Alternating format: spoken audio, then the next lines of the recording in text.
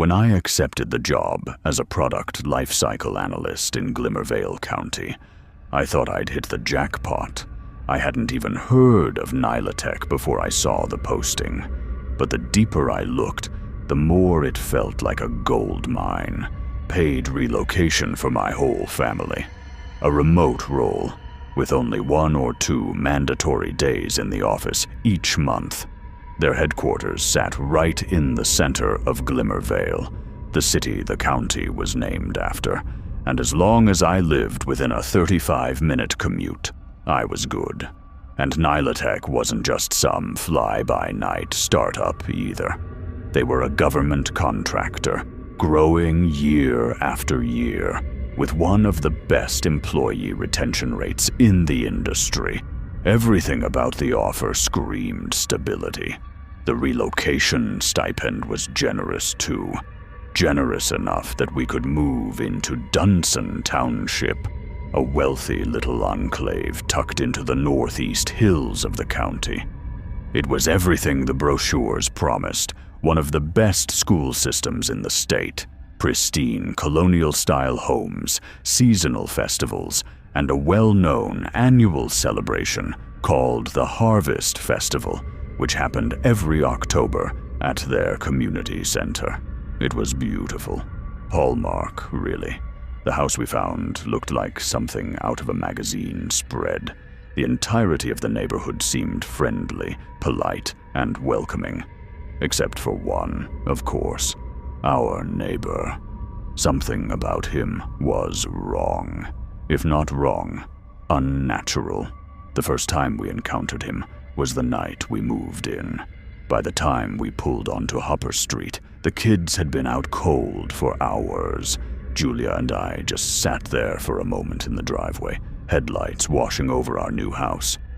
Our fresh start. No more city smog. No more sirens, no more factories, just the Appalachians, a sky full of stars, the moon casting its pale light over the neighborhood like a filter. The street didn't even have proper lamps, but the glow was enough. The outlines of the trees and hills were more beautiful than the colors themselves, like we'd stepped into a postcard. When we opened the car doors, it felt like entering another world. The night air hit first, cool, sharp, clean in a way that burned the nose. Nature's version of a reset button. Crickets chirped in waves, small animals shuffled in the brush across the street, and for the first time in 13 hours of driving, I didn't feel suffocated. Julia shepherded the kids inside while I started hauling overnight bags and a cooler from the back. I must have only been outside 20 minutes, maybe less, when I heard it. The suction hiss of a door opening, followed by the creak of a screen door. And then, everything stopped. Not just the rustling in the bushes, the crickets too. Gone. Silence hit me like freight. You know how they say when everything's quiet, it means a predator's close. That's exactly what it felt like. Not goosebumps yet, but that chill prickle under the skin that precedes them. The sixth sense that eyes are on you. I froze in the driveway, cooler clutched to my chest, staring at a yard I hadn't even noticed until now. No porch light. Just a figure in the doorway, half hidden by the glare of my headlights. A faint flicker from inside, probably a TV, outlined him in a wavering glow. I managed, aiming for casual but landing somewhere between shaky and awkward. Hey, lovely morning we're having. I'm your new neighbor, Clint. Nothing except what appeared to be the silhouette of his head turning to face me. I tried again. I see you're an early bird, too. What I got back wasn't words, just a grunt. Then the heavy thud of a door closing, followed by the snap of the screen door smacking shut. And the second it did, the crickets started up again. Like nothing had happened. I stood there a beat, cooler in hand, feeling like I'd already failed some kind of test. Then I went back to unloading, killed the headlights, and locked up. Julia and I whispered about the week's plans, and before long, we were out cold, lulled to sleep by the steady drone of insects chirping through the cracked window. Still, as Julia drifted off, I couldn't shake the awkward thought. Our first impression hadn't gone so great. The morning came too early. Well, morning is generous. We'd pulled in at 2 a.m., but kids don't care about details. Jackson, 6 years old, and powered entirely by chaos, launched himself onto our bed at 7 a.m. sharp. "Mom, Dad, come on! All our stuff's still in the car. I'm bored. I've been up forever. Come on, come on, come on!" Gabby wandered in, rubbing her eyes. "Jackson, I grabbed your DS last night." Before I could thank her, Jackson scrambled off the bed, my jaw clenched as his foot planted squarely in my crotch on his way off. Who needs caffeine when you've got kids? Julia and I went into full parental delegation mode. She'd start breakfast, I'd haul in the essential kitchen boxes, and then work through the rest of the car, which honestly was fine. It gave me my first look at Hopper Street in daylight. The neighborhood was even prettier in the sun. Grilladay Oval, they called it.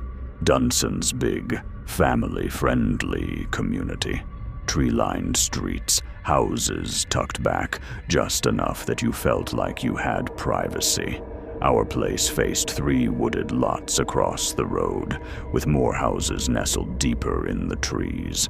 To the left, another patch of woods. To the right, the neighbor, the man from last night.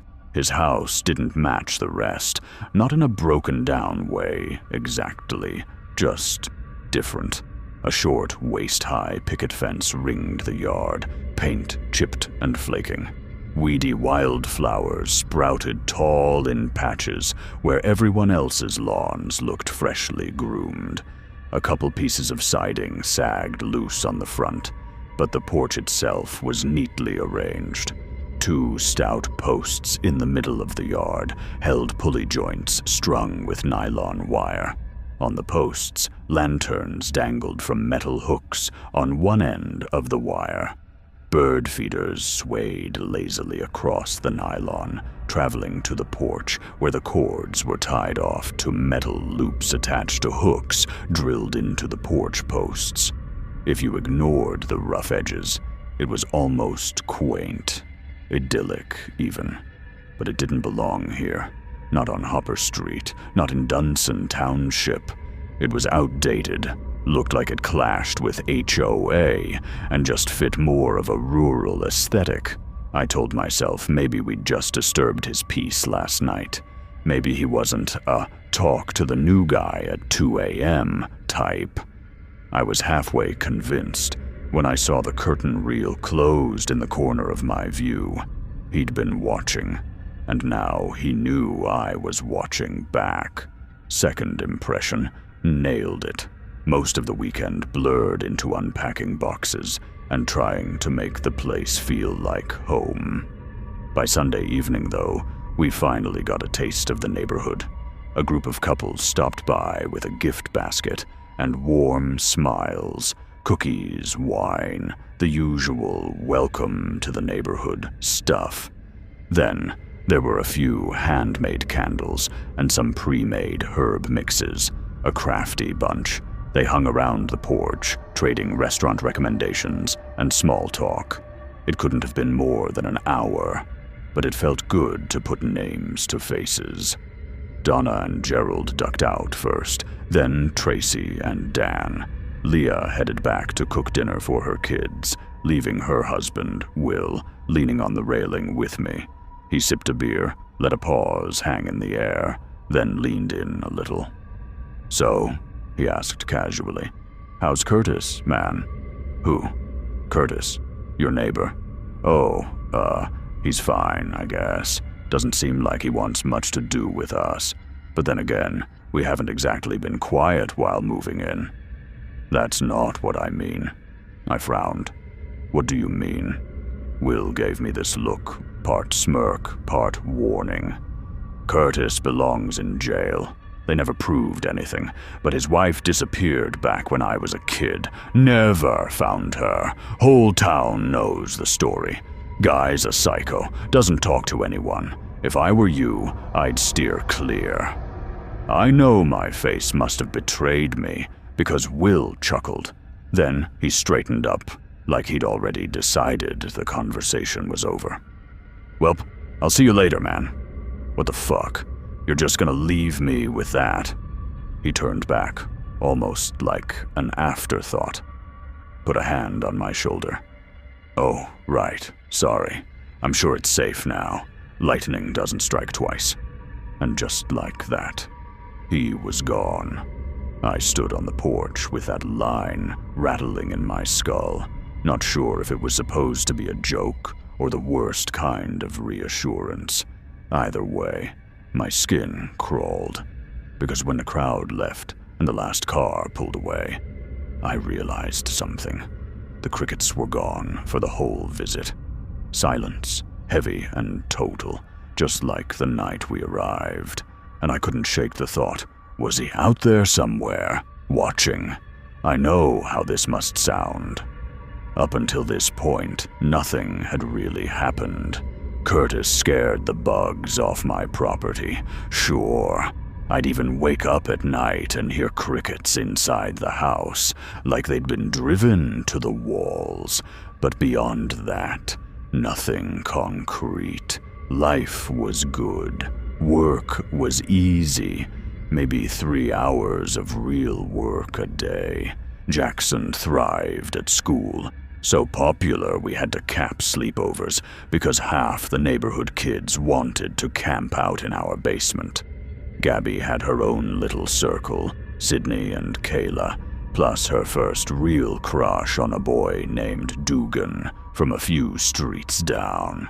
She'd always asked to go walk his family's dog with him. Jules was already tight with the local moms, spending her days getting to know the town while I stayed buried in spreadsheets. We were fitting in. Perfectly, I'd say, in a picture book-esque way. We knew everyone always likes the new people in town, but our assimilation seemed effortless.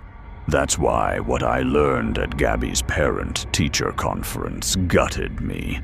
Mr. Parks was her pre-algebra teacher, a wiry guy with a Hollywood picture smile. I expected him to walk us through test scores and homework. Instead, he leaned back in his chair and asked, "So you guys got that nice colonial on Hopper Street?" It was strange he knew exactly where we lived, but he explained it away quick. "Dunson doesn't get too many homes for sale per year. Nobody likes to leave." I nodded, casual. "Yeah, it's a nice place, bigger than we expected." "Well," he said, "you must have gotten a pretty sweet deal on it, all things considered." Jules frowned. "What do you mean?" That's when he gave us the look, the one where you could tell he knew something we didn't. "Oh, you really don't know, do you?" My stomach dropped. "Don't know what?" He hesitated, but only for a second. "The family before you went missing." He paused, almost theatrically. Or maybe they left, hard to say. They left all their stuff, though, so I assume the worst. My thoughts snapped back to our move-in ready house. The couches, the beds, all those pre-furnished perks. Mr. Parks didn't stop. I guess they don't have to disclose that kind of thing, since technically no one died in it. That's when Jules broke. Tears welled and spilled, and she huffed before purposely striding from the room. I glared at Parks, my face burning hot, but he only threw his hands up like it was some innocent slip. When I turned to follow Jules, I caught his reflection in the classroom door's window. Maybe it was just the glare, but for half a second, it looked like he was smiling. When I swung the door open, I gave one last glance back. His face was apologetic, his hands already working their way back up. Then I turned the corner and followed my wife to the car. The ride home was short, broken only by a stop at the hardware store. Julia was adamant about making sure the house was safe, so we stocked up on new locks and deadbolts for every entrance. Even the shed at the back of the property got a new latch and a combination lock. I never told her about Curtis's wife. Didn't want to scare her. Sure, we had the relocation stipend, but not enough to just up and leave. We were locked in, financially, if not literally, and I kept telling myself, maybe Curtis was just a bitter old man. Better not to plant seeds of paranoia in her head, the seeds that gnawed at the back of my mind since we'd moved in. I had tried to speak to him prior, but I left the ball on his side of the court long ago. If he didn't want to talk to us, then let him want nothing from us. That evening, I was determined to have each new lock installed. At the time, I was grabbing the last one to take out back. The kids were leaving on a bike ride with Dugan. Curtis was out as well, tying something to his fence, when strolled by walking toward my shed. He was older than I realized, maybe late 60s, scruffy gray beard, scalp bare as bone. He didn't look at me once as I walked to the tree line, just kept working his knots. As the evergreens swallowed him from view, the crickets swelled. Every step deeper into the yard, louder. Their endless drone had been gnawing at me for months now. At first, they'd been across the street, then around the house's perimeter. By October, it felt like at least a few of them were peddling their chirps in my house every other night. If I was upstairs, I'd hear them in the kitchen. If I was downstairs, I heard them in the basement or in the attic. I'd tried bug bombs, hired pest control. Nothing worked. I could hear them every night, but I'd never managed to rid myself of them. So by the time I was kneeling on the shed ramp, fumbling screws in the half-dark, sweat beginning to sheen and glisten on my forehead, I was at my limit. The droning in my ears, the slick handle of the screwdriver, the sheer futility of it all. I fumbled with the buttons of my flannel and flung it into the brush with a growl of frustration. I could feel the heat of anger at the top of my skull. Myself failing to focus. Eventually, the October air cooled me as I finished the final screw on the latch. The shed door shut smooth. The new lock clicked into place. One small victory. I stepped off the ramp and went to retrieve my shirt.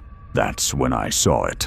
A footpath into the woods, grass pressed down, not from one trip, but many squatted spots along the way, like someone had paused, crouched, waited. So many spots. And 30 feet into the tree line, barely visible in the dusk, a trail camera. My stomach dropped. I'd fucking had it. None of my anger was about the fucking bugs. I'd been alive 38 years. I know what bugs sound like. This was different. By then, I was certain that if Curtis wasn't a serial killer, he was a creepy asshole of a neighbor. Who sets a camera up in someone else's backyard? I grabbed the strap looped around the tree, hunting for the buckle, and my frustration turned into a blunt, stupid rhythm. Pull, cuss, yank. The strap slid. I cursed louder. I slammed it back into the trunk, yanked it hard, the nylon whining in my hands. Fuck you! Fuck your stupid fucking camera! Don't fuck with me! As the strap broke, I threw the damned thing into the brush. It landed with a crash, branches snapping, leaves protesting. For a second, the crunch kept going, like an echo stretching out, as if a squirrel got spooked and scattered away. maybe a few. And then, nothing. Dead quiet. My anger died the second the silence hit. That uncanny stillness pressed in, heavier than the crickets ever were. I bent, picked up the busted trail cam, and stiffly scanned the trees before walking back toward the yard. Curtis was still outside. He wasn't trimming hedges anymore. He was on his back deck, filling a generator with gas. I stopped at the fence, holding the camera up. My voice came out hard, but shaky. "You lose something." He glanced at me, then back at what he was doing. "Hey, don't ignore me. This yours. Why the fuck was it pointed at my yard?"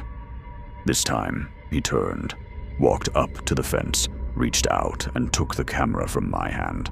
For a second, his face shifted, a flash of concern, gone almost as soon as it appeared. He gave the faintest shake of his head and pressed the camera back into my palms. Then, he turned away. Something in me snapped. "You know you can use English, right?" He didn't answer. I threw the trail cam at the edge of his garden bed. It clattered against the pavers, loud in the stillness.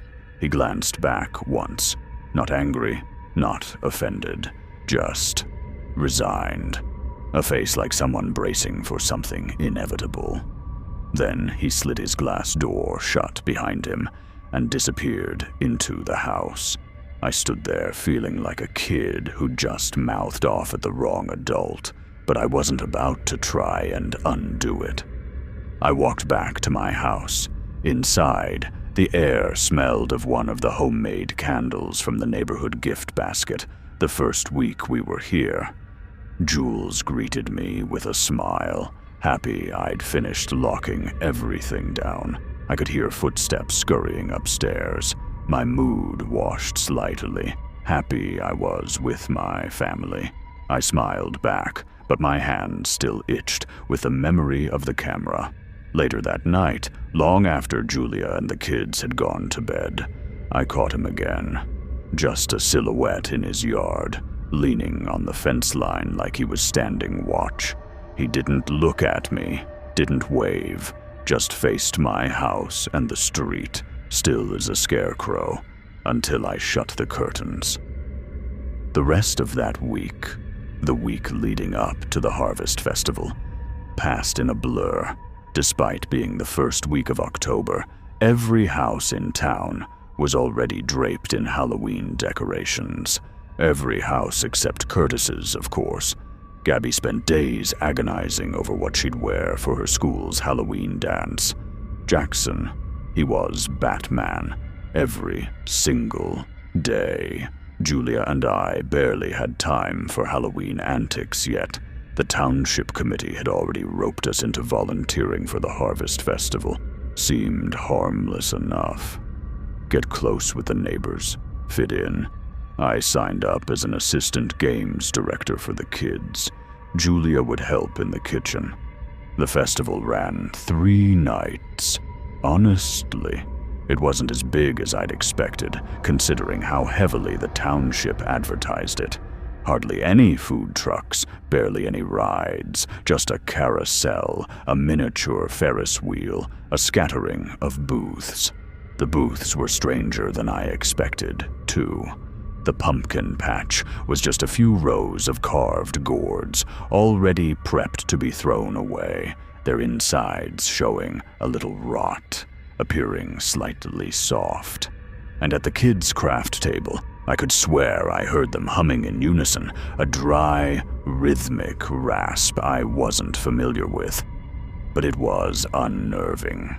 Whenever kids do anything and you pull it out of context, they just seem like little creeps, even my own sometimes. The first 2 days of the fest, I was swamped running games. On the last day, they stuck me in the dunk tank, not with water either. The local winery had filled it with their signature red. You'd think that would be fun. It wasn't.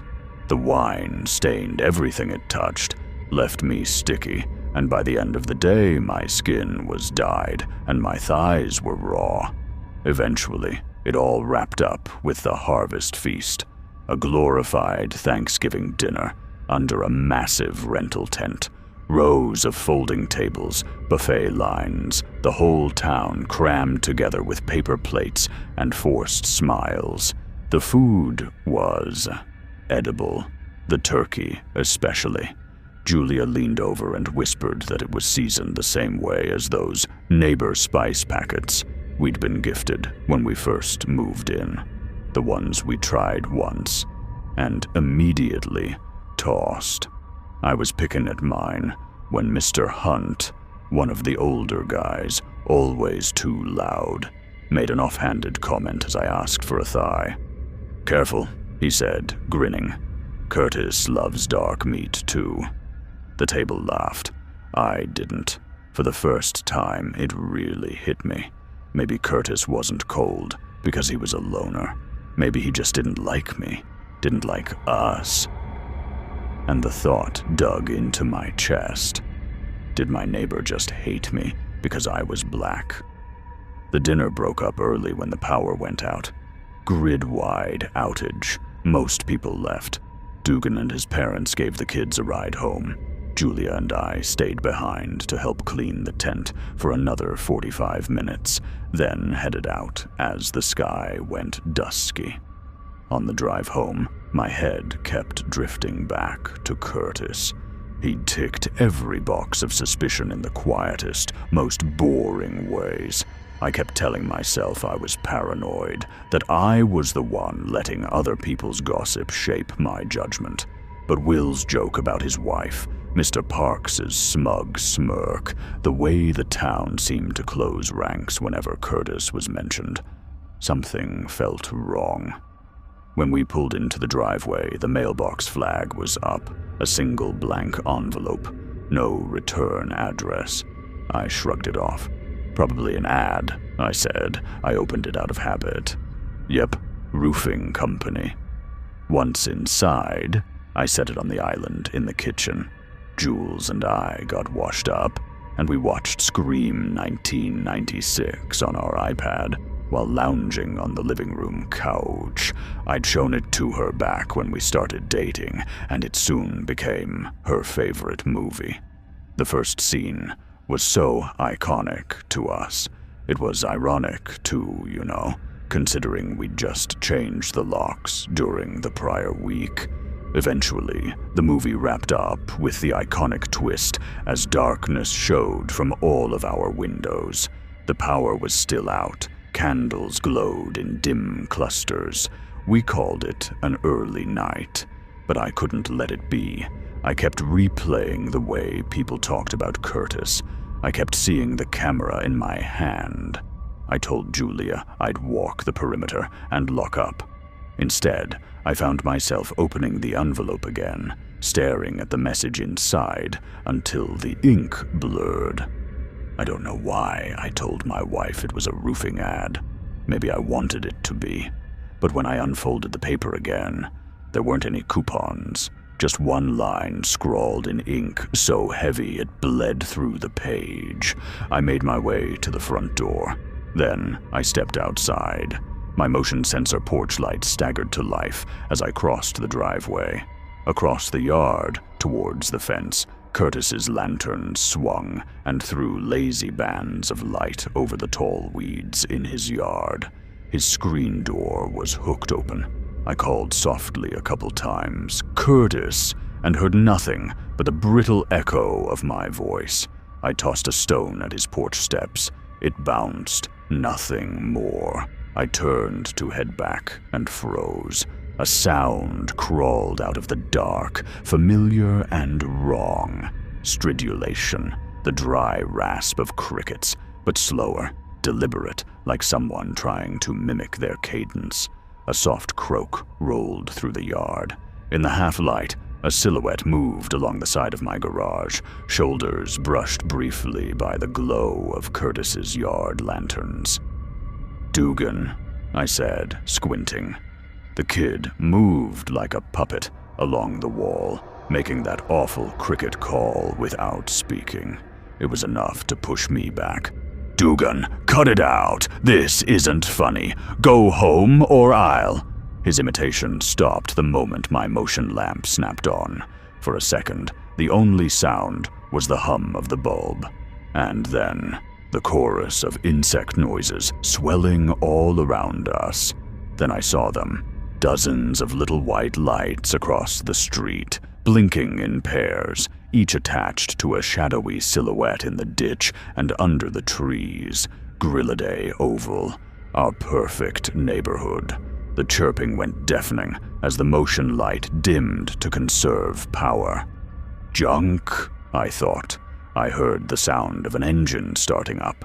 Then my neighbor's house lit up from the inside. His generator.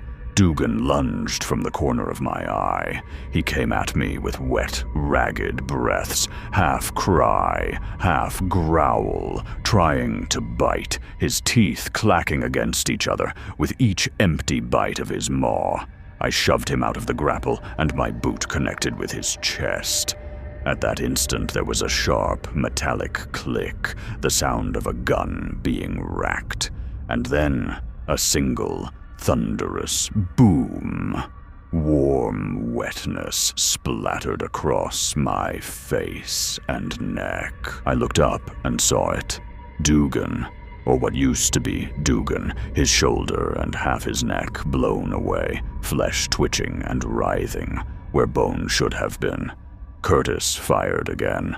The shot tore through his hip, spinning him down into the grass, and then it split.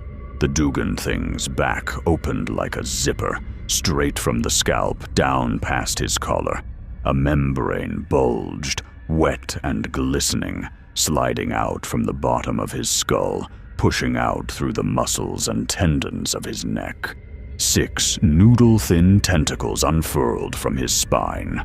The thing inside slithered free, using its appendages to fling through the grass toward the back of the house before leaping into the bushes, leaving behind what was once my daughter's crush.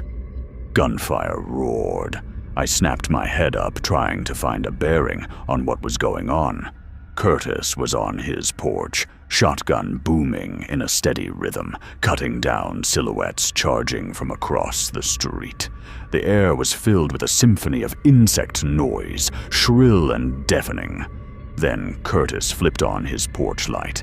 Not yellow, not white. A violet glow swept across his yard like a comb. Under it, the things froze, their forms jerking in confusion. Curtis reached to his porch posts, unhooking the hoops that held the lanterns. The nylon lines snapped free, and the lanterns dropped, shattering against the stone pavers. The mini-explosions lit the yard like flashbangs. Fire bloomed in the thigh-high weeds, and 5 of our neighbors ignited at once, shrieking, flailing. I wanted to cheer. For one insane moment, I thought he might actually win. Just an old man, alone on his porch, holding off the entire neighborhood with fire and a shotgun. It was suicidal. It was impossible. And yet, for a heartbeat, I believed. But it didn't last. The gunfire, the insect drone, the flames, it all cut out at once. His porch light died. The generator sputtered into silence. In the red glow of burning weeds, I saw them swarming, shapes skittering through my yard, shadows pouring up from Curtis's backyard where the generator had been. Mr. Rain, the man who always bragged about his lawn, rushed Curtis. A shot cracked, and Rain's chest blew open, his ribs exploding out his back. Curtis reloaded with inhuman speed, a shell clamped between his fingers, until something snagged him. A pale arm hooked his left shoulder and yanked. His arm tore out of the socket with a wet pop, twisting grotesquely behind him. Curtis didn't falter. Down to one knee, he slammed the butt of the shotgun onto his thigh, racked it one-handed, jammed his thumb against the trigger. The last shot went off the same second Will lunged from the other side. The buckshot turned Will's head into a spray of cartilage and brain. But Will's momentum carried through. His open hand smacked Curtis across the face. When Curtis hit the ground, his head was rotated nearly 2/3 the wrong way. And just like that, the good neighbor was gone. Only moments passed before I realized every remaining pair of eyes were laser-focused on me. Some were in the street, some in yards, all of them frozen. I took a step back toward the porch. They stepped. I sped up. They matched my pace. I turned and bolted. The raspy, insectile chorus was joined by the thunder of feet, stomps on pavement, boots tearing through grass. I slammed the door and latched it. For a second, there was nothing. Then the first heavy body hit wood with a gut-punch thud. I had to get Jules and the kids. I had to save them. But as I passed the island, I stopped. The envelope sat where I'd left it. This time, the words landed. Suffer not the parasite to breed. Burn its harvest. I understood. I understood too late. I flipped on every gas burner in the kitchen onto high, all 10, then pivoted. A dark crimson glow carried itself down the stairs, painting the house like an omen. Each entrance shuddered under pounding hands, but not a peep from my family. I hit the stairs, the slams from down the steps becoming a constant metallic drum. I burst into Jackson's room, empty. Gabby's room next, empty. The master. I threw the door wide and froze. Julia was not herself. Held down by a raspy humming, Gabby and Jackson. Her body was folded like paper in ways a human frame should not permit. Legs curled up and over her shoulders, feet planted at the sides of her head, arms splayed and twitching, mouth gaping. Her eyes had rolled back. The sounds coming from her throat were wet, croaking. Not the scream I expected, but something that sank into my teeth. For a terrible moment, I watched the top of her skull seam and pull. The scalp puckered as if the backside just finished cinching back up. Her eyes rolled forward and met mine. A wet, gurgling hiss escaped her lips. Bone cracking and the sick sound of joints popping filled the room as her back uncurled, creaking like a broken hinge, slowly swinging. I reached for the knob and slammed the door shut. Something inside slammed back too, braced with my back against the door and my hand still on the knob. My heartbeat pitched upwards, a sharp anxiety filling my chest. Under the circumstances, it was absurd that I could control my breathing. But with the realization that my family had been ripped open and infected with those things, my motor functions began to fail me. Another slam against the door, the sound of wood splintering. I let go of the handle and broke for the steps. Before I got to the end of the hallway, Jackson burst through the door, crashing into the wall and correcting himself against the opposite one on the bounce back, shambling like a marionette toward me. Gabby followed, vibrations cooing from her throat, clutching at the warped wrist of her mother. For a moment, it was a collective, slow shuffle. But as soon as I took the final staggering shuffle to the stairs, the flip switched. Under the smell of gas, I bolted down the stairs, Jackson and Gabby pinballing off the walls behind me, their little feet drumming the hall. The backsliding door shattered as I rounded the corner railing, entering the kitchen. 10 bodies poured through the breach, sliding and lunging across broken glass, colliding with my family as they rounded the stairwell railing after me. I collided with the corner wall that conjuncted our living room and the kitchen. rolling off of it with the slightest glance over to my pursuers as I tumbled backwards over our sofa in the dark. The bay windows in the living and dining rooms exploded inward. Light and silhouettes spilled through, pouring onto the floor. I scrambled on all fours toward the basement door. Out of the corner of my eye, a glow rose in the foyer. One of the neighbors was on fire, staggering across the porch, trailing flames like a torch. Another, its upper body already burning, leapt through the dining room window, the carpet blackening under its feet. Curtis's fire had been taking its time. Milliseconds later, I was yanking the basement door shut behind me, latching it and pressing my back to it, lungs burning, like I'd sprinted across the county. I braced for the impact on the other side that would send me tumbling down the stairwell, buzzing.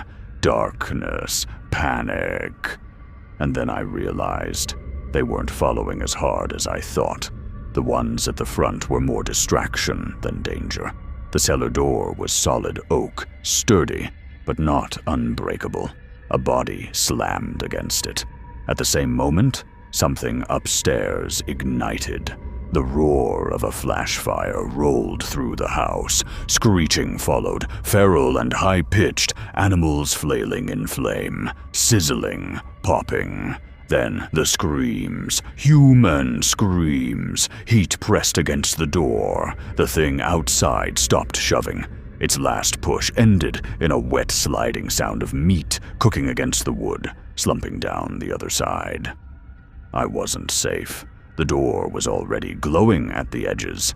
I didn't know how many were still outside, but I had to get out. Fast, before the fire spread downstairs, before the air turned to nothing. I fumbled with the handrail and rushed into the dark basement, heart jackhammering through my pec.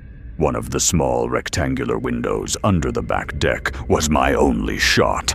I clawed at the latch, ripped at the cheap hinges. Screams upstairs bled into monstrous roars. Finally, the hinges gave out. Getting through was another nightmare. I dragged a foldable table beneath the window, climbed onto it, and shoved my left arm out first, head pressed to my left shoulder. Right arm twisted behind me, across my back, fingers wrapping my left hip, trying to narrow myself enough to fit.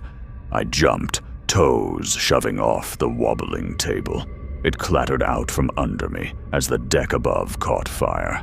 Heat pressed down on my neck, giving the feeling that it was splitting. Then a patch of darkness that I can't remember. No more than 5 seconds, as if I blacked out. When I opened my eyes, I clawed forward with one hand, legs splayed against the wall, whimpering as I thrashed. My fingers found a deck post, and I pulled. My right shoulder popped with the sickening crackle of styrofoam tearing. Pain slowed me, but I persisted until my right shoulder crammed through. Once my upper body crested through the frame, I flung my injured right arm ahead of me and, grabbing the post with both hands, dragged the rest of me out. Flames hissed overhead. Shapes stumbled onto the deck, their silhouettes warped by firelight. I crawled to the edge of the deck, keeping my head as low as possible beneath the inferno. Pushing through the shrubbery and into the cold night air, every instinct screamed for me to go back into the burning house, just for cover. Instead, I hugged the tree line, shambled to the shed. Moonlight turned everything silver, and I stayed in the shadows as scorched bodies wandered aimlessly around the house before succumbing to their damage. I crouched, spun the combination lock, and slid inside. The shed smelled like oil and old grass clippings. I latched the flimsy pin locks, knowing they'd stop nothing. Still, I pulled a tarp over myself and slunk behind the lawnmower. And that's where I've been. For 9 hours, typing this. From time to time, I peek through the tiny window. No fire trucks ever came. Curtis's house and mine are gone, collapsed into blackened ash. But the bodies are gone too, not on their own. At 5 a.m., the neighbors who didn't burn came out from their hypnosis and walked home without saying a thing. Some without shoes, some without their spouses or children. Shortly after, 2 unmarked trucks pulled up. Men in coveralls packed the corpses, loaded them into the backs of the box trucks, and drove away. By 6, dumpsters arrived. A cleanup crew is still out there, scooping the scraps of our homes into steel bins. And 10 minutes ago, my phone buzzed. A job position you recently applied for has opened up again. Would you like to reapply? Product Lifecycle Analyst, Nilatech.